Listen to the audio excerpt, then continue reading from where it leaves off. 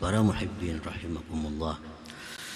فإذا وجد المريد من نفسه ميلا وخفة عند بعض الأعمال دون البعض فليتهمها وليترك ما مالت إليه وخفت عليها وليعمل ما استثقلته. Apabila mendapati seorang murid daripada dirinya kecenderungan, kegemaran sebagian amal, tidak sebagian. Kenapa? Ketujuh benar bersalawat. Kalau baca istighfar malas.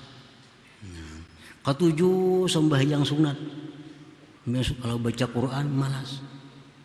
Nah, bila kita dapati kita gemar pada sebagian amal, tapi kada gemar sebagian amal yang lainnya, falyattahimha, hendaklah dia mencurigai akan nafsu itu. Berarti ini nafsu nih. Mestinya amal ibadah semua itu bagus. Baca Quran bagus, salawat bagus. Kenapa hendak membaca Quran aja kada mau bersalawat? Kenapa hendak bersalawat aja kada mau membaca Quran? Ada apa nafsu kone? Nah, falyattahimha. Jangan-jangan ada maksud apa selain daripada keridhaan Allah yang dicarinya.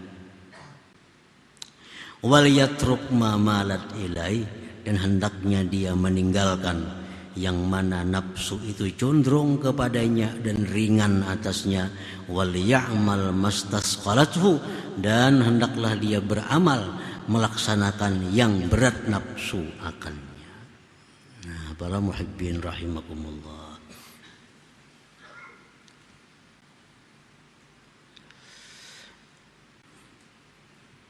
Jadi sekali lagi bahwa menanyakan kepada nafsu tentang mana yang kita kerjakan di antara perkara-perkara amal. Nah, kita tanyakan kepada nafsu apabila hal-hal yang di atas tadi kada didapat. Satu, kada didapat keterangan agama mana yang utama. Kalau itu ada, itu dipegang, kada perlu nafsu ditakuni. Yang kedua, kada ada guru yang membimbing. Kalau ada guru yang membimbing, ya guru baca ini, itu paling baik sudah untuk kita. Ada perlu bertanya kepada nafsu lagi. Yang ketiga, kada mungkin mengumpulkan di satu waktu itu. Nah, kalau yang mungkin aja, nah keduanya. Kita misalnya mbah baudu, habis baudu masuk masjid. Waktu masih panjang. Apa yang kita kerjakan? Tahiyatul masjid dulu. Hanya sembahyang sunat wudu. Hanya sembahyang sunat wudu. Kalau waktunya panjang. Kalau waktunya sempit, orang parak azan sudah misalnya. Kalau kedua-duanya kada bisa, itu sudah ada aturannya. Imbah kita berwudu, masuk masjid, tahiyatul masjid dulu. Ada perlu sunat wudu kalau waktunya mipit, sempit. Nah, itu ada sudah arahan para ulama.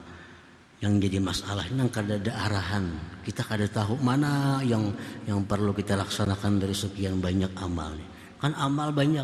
Ada istighfar disuruh Nabi kita baca, ada suruh salawat, ada suruh baca Quran, ada suruh baca tasbih, ada suruh baca zikir la ilaha illallah. Waktunya cuma segini, waktunya habis. Nah, yang mana kita ambil, mana kita pilih. Nah, di situ gunanya kita menanyakan kepada nafsu, mana nafsu yang pina malas, mana nafsu yang pina kada bersemangat. Berarti yang bujur itu benar itu. Kalau nafsu suka, nafsu gemar, perlu dicurigai ada apa tujuannya nih. Jangan-jangan ada tujuan-tujuan duniawi yang dikehendaki dengan amal ibadah ini. Fal yakunil abdu basiratan ala nafsih, hendaklah seorang hamba itu melihat, mengetahui atas nafsunya. Wa yasiru ma'aha ala aksi muradiha, dan jadilah si hamba itu beserta nafsunya atas melawan kehendaknya, melawan kehendak nafsu. Hakadha yastamirru ma'aha, seperti inilah terus menerus bersama nafsu. Yukhalifuha, dia menentang nafsunya, fima ta'muruhu, pada sesuatu yang nafsu menyuruhnya. Wa yattahimuha, dan tidak mempercayai nafsu, fima tastahsinuh, pada sesuatu yang dianggap baik oleh nafsu. Ini terus dilaksanakan. Bila nafsu hendak ke situ beramal, amal ini kada katuju, ambil nang nafsu kada katuju. Terus demikian hatta tazakkat wa tatahharat, sehingga nafsu itu menjadi bersih dan suci, wastaqamat, dan lurus. Ini akhirnya nafsu kita jadi lurus, nafsu jadi bersih. Karena selalu kita tolak ibadah-ibadah yang disukainya. Ibadah yang disukainya kita tolak. Nafsu kepingin nak baca salawat, istighfar aja lah.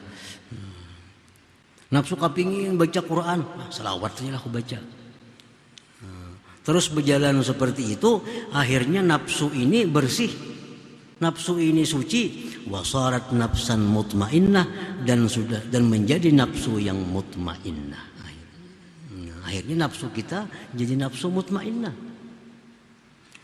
Fahina izin, maka ketika itu nafsu kita sudah jadi nafsu mutmainnah, yajibu alaihi muwafaqatuha, wajiblah atasnya mensesuainya. Nah, kalau nafsu kita sudah nafsu mutmainnah, itu wajib kita turuti. Jadi nafsu baca salawat, baca salawat. Jadi nafsu baca zikir, zikir. Jadi nafsu baca Quran, baca Quran. Kalau sudah nafsu kita mutmainnah, nah, sudah jadi nafsu mutmainnah, itu wajib kita turuti.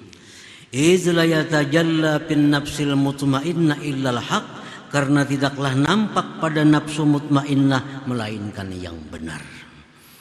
Nah, sebaliknya dengan nafsu ammarah. Kalau nafsu ammarah, nafsu-nafsu orang biasa, orang-orang umum, itu nafsunya ammarah. Keinginannya kebanyakan luput, keinginannya kebanyakan maksiat, keinginannya kebanyakan hal-hal yang menyenangkan dirinya. Itu nafsu ammarah. Nah, itu selalu ditantang, selalu disalahi apa yang dikehendakinya. Akhirnya nafsu itu menjadi mutmainnah.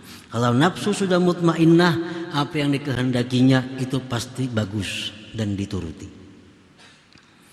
Nah, fayasiru amrul arif aksal murid. Jadilah perkara orang yang arif itu berlawanan lawan seorang murid. Nah, karena nafsunya beda. Kalau seorang murid, bila nafsunya hendak ke hulu, mesti ke hilir. Nafsunya hendak ke hilir, mesti ke hulu. Itu kalau seorang murid. Nah, kalau seorang arif, nafsunya sudah mutmainnah, bila hendak ke hulu, ke hulu. Bila hendak ke hilir, ke hilir. Nafsunya hendak baca salawat, baca salawat. Nafsunya hendak baca Quran, baca Quran. Karena nafsunya sudah mutmainnah. Nafsu yang mutmainnah itu pasti kebenaran yang dibawanya, yang disampaikannya. Nah, para muhibbin rahimakumullah. Jadi itulah timbangan. Nah, timbangan. Mana yang kita ambil, mana yang kita pilih di antara sekian banyak amaliyah-amaliyah, mana yang paling benar yang kita lakukan. Sesuatu yang bertentangan dengan nafsu kita, itulah yang mesti dilakukan. Amaliyah-amaliyah yang nafsu bergairah, nafsu bersemangat, mesti dilawan, ditinggalkan amaliyah itu, karena tidak akan memberikan manfaat apa-apa kepada kita.